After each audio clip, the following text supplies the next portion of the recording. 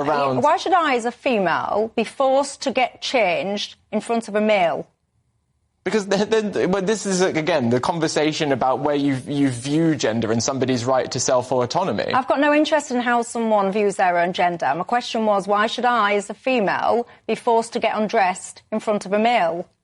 But if we're referring to a trans woman, then that is a woman. No, a trans woman is a biological male. So I'm asking you again, why should I, as a female, be forced to get undressed in front of a biological male? Oliver here. What you are about to watch is one of those live TV moments where everything narrows down to one simple question.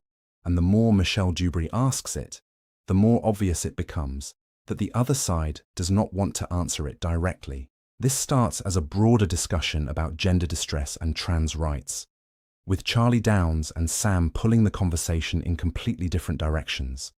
But the moment Michelle brings it back to female changing rooms, privacy, and whether women should be expected to undress in front of a biological male, the whole debate changes. And that is why this clip matters, because once a question is this clear, every attempt to avoid it says more than the answer would have. If you want more breakdowns that focus on what really happens when public arguments are stripped down to their weakest point, make sure you like the video and subscribe. It helps more than you think. Now let's get into it. A new report out says that children in England are 50 times more likely to suffer from so-called gender distress compared to over a decade ago, according to NHS records. In 2011, just 200 people under the age of 18 identified as transgender or struggled with gender dysphoria. But by 2021, it was up to gone 10,000. And I would argue that when they recalculate it post-2021, the numbers will be through the roof. What do you think to all this, Charlie Downs? Well, this language that's used in the headlines talking about this story of gender distress, I think is basically code for mental illness. And it's no secret that, my generation and below are, experience unprecedented levels of mental illness. This, again, is something I've spoken about on the show before. What I think this comes from is, among other things, a lack of belonging. And I think that is a result of a number of things, including bad education and ideologically driven education about the history of this country, the idea that we should be ashamed of our nation, ashamed, of our various identitarian credentials, which is why the left offer young people the identity politics that they do, along the lines of race, along the lines of sex, along the lines of sexuality, and so on. And that is part of this story. But I think that How does someone being taught, I don't know, Brits are all racist or whatever it is that they get taught, or some would think that they get taught, how does that make a boy then think, actually, I'm a girl? Because what that does is it deracinates the person in question. It makes them feel as though they are not part of a people. And if they are, they should be ashamed of that people. And so they go searching for identity in other places, like in gender or in race or whatever else. But I think that really those are poor replacements for what would in ordinary times be, a sense of community, a sense of belonging, a sense of purpose, a sense of place. And I think it's the lack of those things that so many young people experience that drives them towards, again, what's described here as gender distress. And I just think that the conversation about this is wrong. We are talking about downstream consequences of a more fundamental issue, which is that we've behaved as if living under this kind of liberal moral paradigm that we have since the end of the Second World War, we've behaved as if individual self-expression is the most important possible thing. The idea that you can't judge people and so forth, and that, your own identity, self-defined identity, is the most important thing. But what I think that does to people is it makes them a little bit loopy. Sarah? Well, no, I can't really say I agree with any of that. What I would say, though, if we want to talk about, I don't know about the lack of British identity or whatever, but what I do think creates a hostile environment for trans people, and why so many younger people particularly may suffer with gender dysphoria, is because of the climate of which they live in, where you have political, media and public figures demonising them. I think the conversation very often about trans people descends immediately into the gutter and removes the dignity and justice that these people deserve. Just like us, trans people want and deserve housing, education, jobs, opportunities, but so often are they derided in debates as being deviant, as being wrong in some way and not supported. I think the number... Well, hang on, some of these fellas that go around dressed as women with their, you know, their fake bits in their bras, they are deviants, quite frankly. I don't know who you're referring to. Well, there's a condition, what's it called? I'm probably going to get... Autogynephilia? Yeah, that. Where, sorry if you've got children listening or if you're a sensitive disposition, where some men actually get sexually aroused by the thought of themselves as women in women's stuff. Right. Well, whilst I'm sure those people do exist, I can imagine that's an extremely tiny minority. But trans people have always existed. Look, historically, back through, go back as far as ancient Greece, ancient Rome, whereas obviously there's not so much the surgical sort of changes people can have these days. Gender dysphoria has long existed. It's in, as I said, mythology. It's in Shakespeare's plays. It's through literature, through the centuries. Now we're at a point of a greater understanding and what should be a greater acceptance of trans people. And unfortunately, many, as I said, in the government and in the media haven't caught up with that time and have made this country a particularly difficult place for transgender people to exist, essentially. I mean, it's worth noting as well, in the United States and in this country, about 50% of trans people have self-harmed and a similar amount have actually attempted suicide. And I think that Charlie makes a point about mental health and trans people, but I don't at all see transgender as a mental health condition. I just think they're extremely vulnerable because of the way that society has developed a hard shell which excludes them in any conversation and removes their dignity. What I would say, Sam, very quickly, like the climate and nature bill that we were just talking about, this narrative that you're kind of building here, that trans people are somehow uniquely beset upon by society at large, I don't think is true. Because I think if you go into any of the kind of institutions of power in our society, whether that is the government itself or the civil service or an Amazon HR department or a media company or anything else, and you listed off the opinions that you've just given, you would find almost unanimous approval. Because like the climate and nature thing, the trans thing is also an elite project. It's something that has been picked up by power and centred in the mainstream consciousness, despite the fact that this is a tiny, vanishingly small minority of people. With that being said,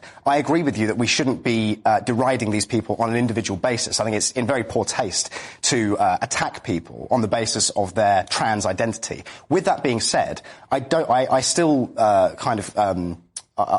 sort of say that it is an expression of mental illness, because what else can it be? If you are born a male and you are biologically a male, then you can't. It's physically and spiritually impossible to become a female, right? And so in the same way that you wouldn't tell a schizophrenic that there are men in dark suits following them around and that there are, bugs in their home and cameras in their walls and so on, you don't tell a male who believes he's a female that he is a female. That doesn't have that person's best interests at heart. What you're doing is you are buying into, supporting and enabling their delusion, which I think is why you see so much what you've just said about self-harm, suicide and so on. I don't think you help these people by supporting these things. What I will say there, Charlie, is that I think that you can't on one hand say, come out against the derision of trans people and then continue to refer to them as being mentally ill. But that's not an insult. That's a statement of fact. Right. What I would say to that is that, yes, trans people factually are absolutely and very often in the mainstream media derided, as you said, as being deviant, as being... By whom? Who are we talking about here? Because the mainstream media, I don't think, say that. I think the mainstream media say the kind of things that you've been saying about about trans rights and so on. I don't think you can honestly look someone in the eye, look at the headlines of the Daily Mail, the Express, the Sun, and tell me that trans people get a fair trial ever. But what about, what about the New York Times? We have people in the media literally making up hypothetical situations for which to demonise trans people with. What if someone does this? What if someone does that? And, it often comes into the conversation of protecting... Who sits there and goes, what if someone does this? When we talk about, the changing rooms debate is a perfect example of this. The conversation around... Why should I, as a female, be forced to get changed in front of a male? Because then this is, again, the conversation about where you view gender and somebody's right to self-autonomy. I've got no interest in how someone views their own gender. My question was, why should I, as a female, be forced to get undressed in front of a male? But if we're referring to a trans woman, then that is a woman. No. A trans woman is a biological male. So I'm asking you again, why should I, as a female, be forced to get undressed in front of a biological male? Right, but if somebody has a gender, answer for that example... question. Well, nobody's making you do that, Michelle. Yes, you do. There's cases going through the courts at the moment. I can think of one such case in the NHS where some nurses are taking action because they were forced to share a changing room with a gender-neutral changing room where there was what you call a trans woman, i.e. a biological male, using those facilities. So, right. Yeah, it actually does happen.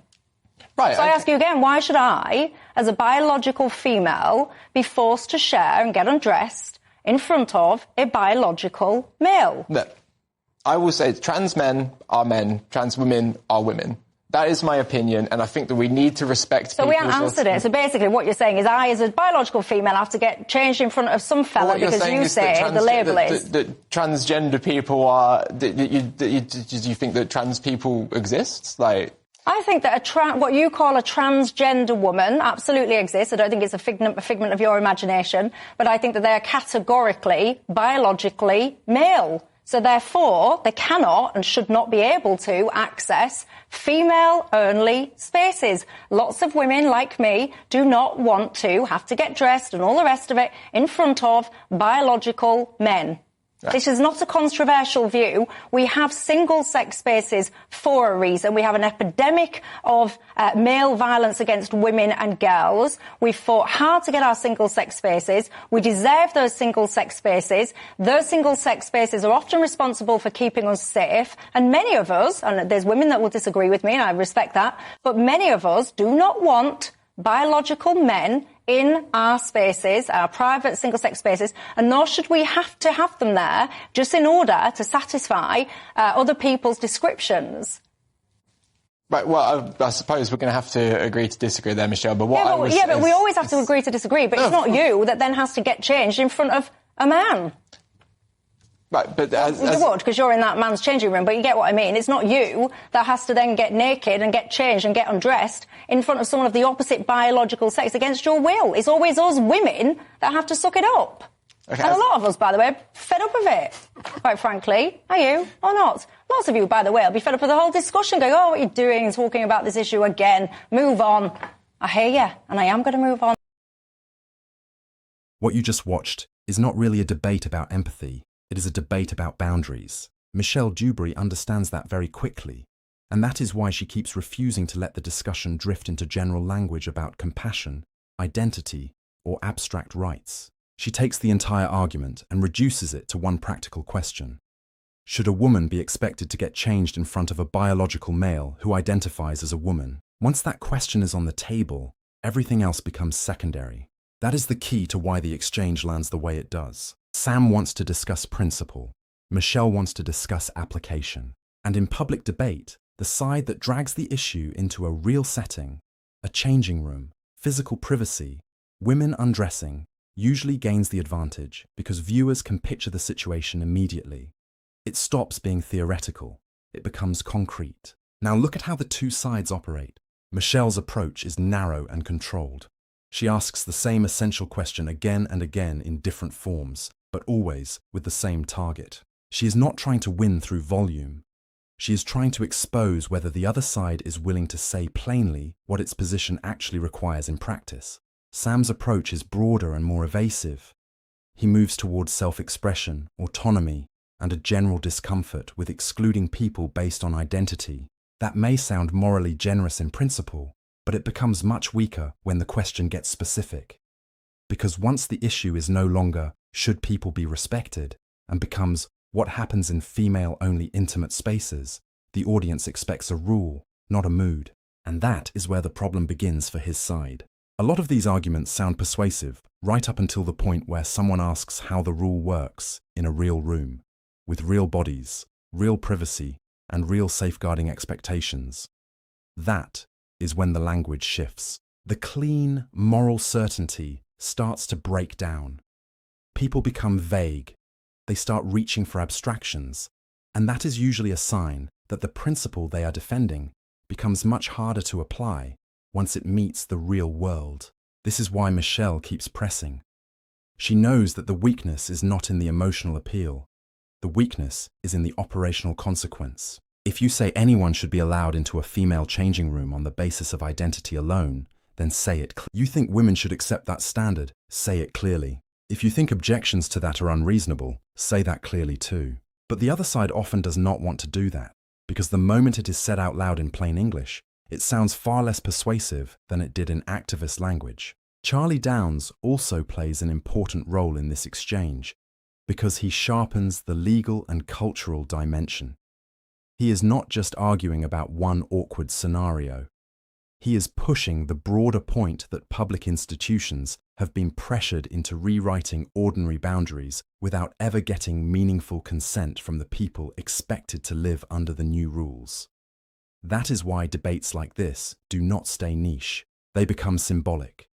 They start to represent a much larger frustration with elite messaging, institutional ambiguity, and the idea that ordinary people must adapt to policies they were never honestly asked to support. There is also a second layer here, and it matters a lot: the difference between rights and access. A person can be treated with dignity without automatically being granted access to every space. Those are not the same thing. That distinction is where many of these debates become confused. Respect does not erase categories. Recognition does not automatically dissolve boundaries. And if a space exists precisely because of sex-based privacy, then any attempt to change the access rule has to answer one central question. What happens to the people the space was originally created for? That is the question Michelle keeps forcing back into view. The strongest part of her performance is that she does not allow the discussion to hide behind tone. She is basically saying, forget the labels for a second. Tell me the rule. Tell me what women are expected to accept. Tell me whether the line still exists or whether it does not. That is why the exchange feels so one-sided by the end. It is not because the other side had no values. It is because values without a clear rule sound weak under pressure. And this is not a minor issue politically. It connects to a wider sense among many voters that institutions have become afraid of saying obvious things out loud. When that happens, trust declines. People start feeling that the plain language they use in daily life has been replaced by a set of approved phrases that do not match reality as they experience it. Once that gap opens up, anyone willing to speak more directly gains enormous advantage. So what does this moment actually show? It shows that one direct question can expose the weakness in an otherwise polished position. It shows that privacy and safeguarding arguments become much harder to dismiss once they are framed in practical, physical terms. And it shows that the side arguing for inclusion often struggles when asked to explain the exact boundaries of that inclusion in single-sex spaces. This does not resolve every legal issue or every moral disagreement around gender identity. But it does reveal where one side is stronger in lived debate. Michelle stays on the point. The other side keeps trying to move away from it, and viewers notice that. For you as a viewer, the useful method is straightforward. When someone says a policy is compassionate, ask what it requires from everyone else. When someone avoids a direct scenario, ask why that scenario is so hard to answer. When someone invokes inclusion, ask where the boundary is and who still gets to keep one. That is how you get past the slogans and into the actual rule being defended. If you want more breakdowns that focus on pressure points, weak arguments, and what really happens when public positions are tested live, make sure you like the video and subscribe.